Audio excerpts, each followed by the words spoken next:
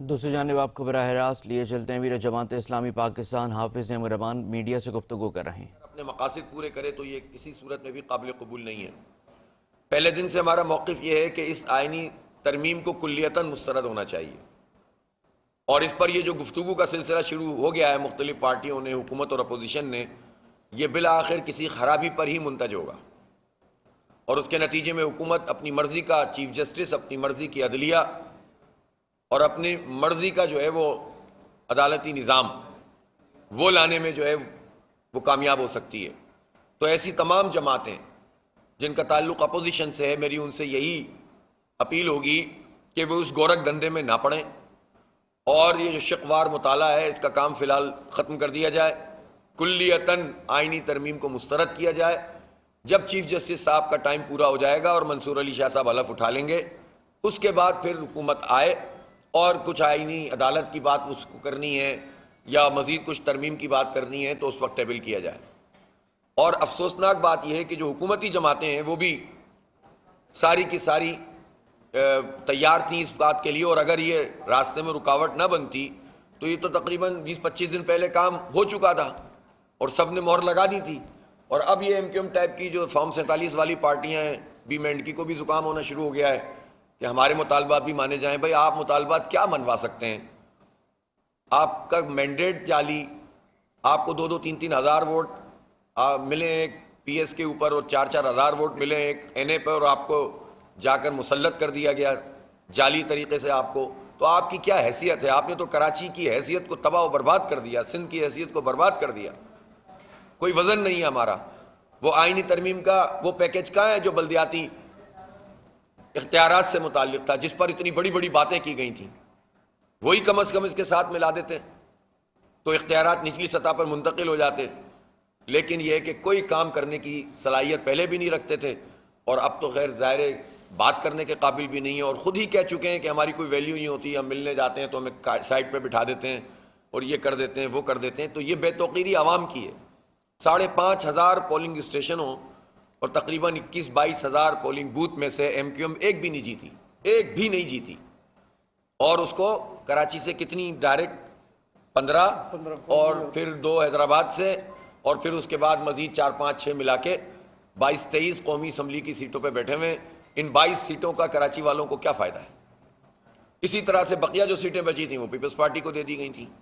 تو اس لیے یہ جو فارم 47 والی کارروائی ہے، اس نے تو پوری جمہوریت کو اور عوام کی تمام ایشوز کو جو ہے وہ تباہ و برباد کر کے رکھ دیا ہے۔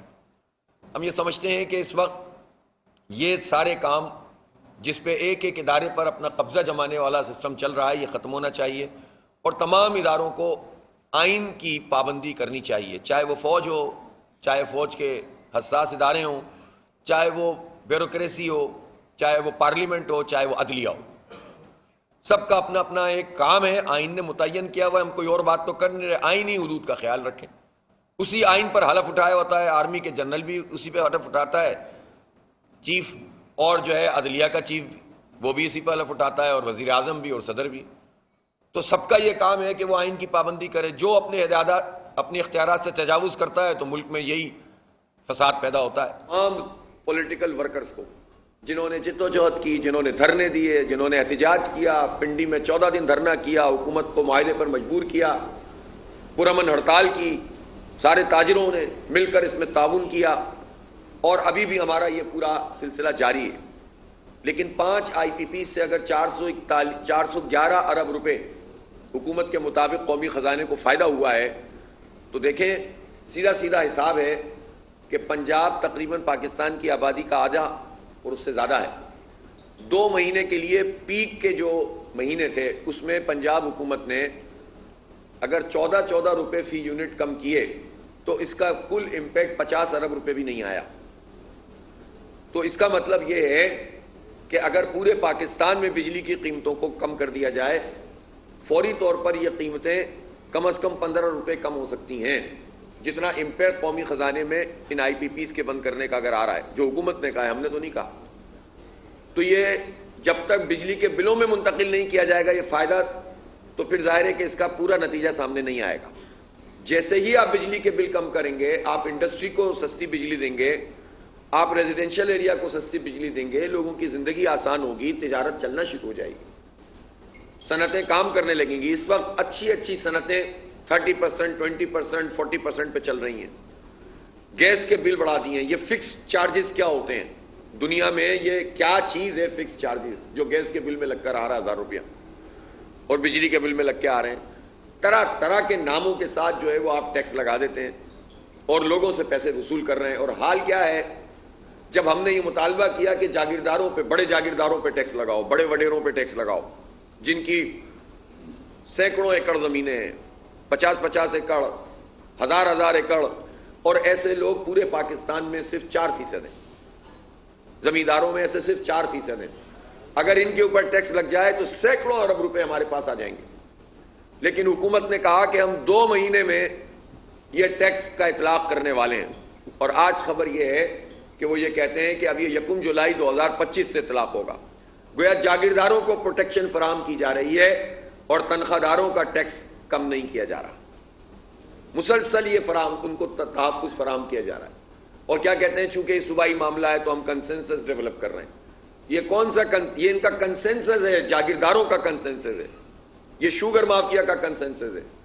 یہ قرضے کھا گئے, بینکوں کے قرضے کھا گئے یہ شوگر مافیا والے. اس میں ہمارے سندھ کے بھی بڑے بڑے لوگ شامل ہیں اور پنجاب کے بھی بڑے بڑے لوگ شامل ہیں.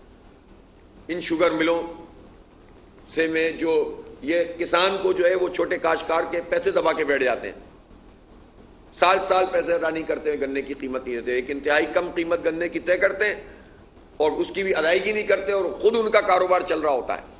وہ چینی پروڈیوس کر کے بیچ رہے ہیں, اس کا پروفٹ مل رہا ہے, تو کریڈٹ پہ مال لے رہے ہیں اور پیسے پورے کما رہے ہیں. تو آپ سوچ سکتے ہیں کہ یہ مافیا کس طرح پاکستان کو برباد کر رہا ہے, غریب آدمی کس طرح سے پریشان ہوتا چلا جا رہا ہے.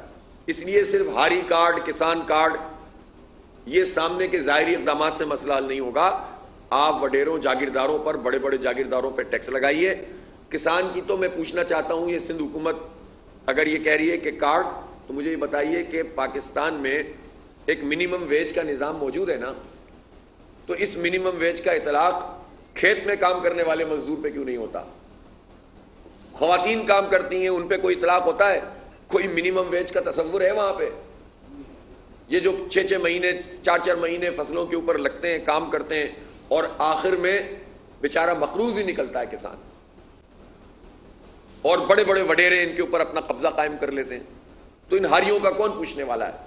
تو یہ اس طرح کے اقدامات کر کے کہ آپ کارڈ کا اجرا کر کے سمجھ رہے ہیں کہ آپ بیوقوف بنا دیں گے لوگوں کو, اس طرح نہیں چلتا. اسی طرح آپ پنجاب میں دیکھیں, انہوں نے یہی حال کیا, گندم کے ریٹ طے کیے اور پھر اس کے بعد قیمت ادا نہیں کی.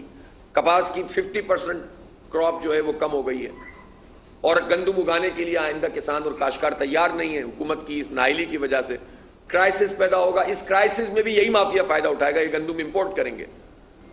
جو ایکسپورٹ کرنے کے قابل ہیں ہم, وہ امپورٹ کے اوپر آ کر انہوں نے لا کر بٹھا دیا.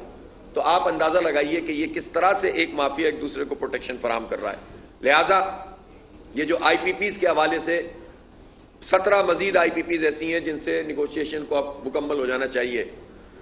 اور میں ایک مرتبہ پھر یہ آرمی چیف صاحب سے بھی یہ اپیل کر رہا ہوں کہ جو ہماری فوج کے دائرے میں آنے والی آئی پی پیز ہیں وہ خود جو ہے وہ آگے آئیں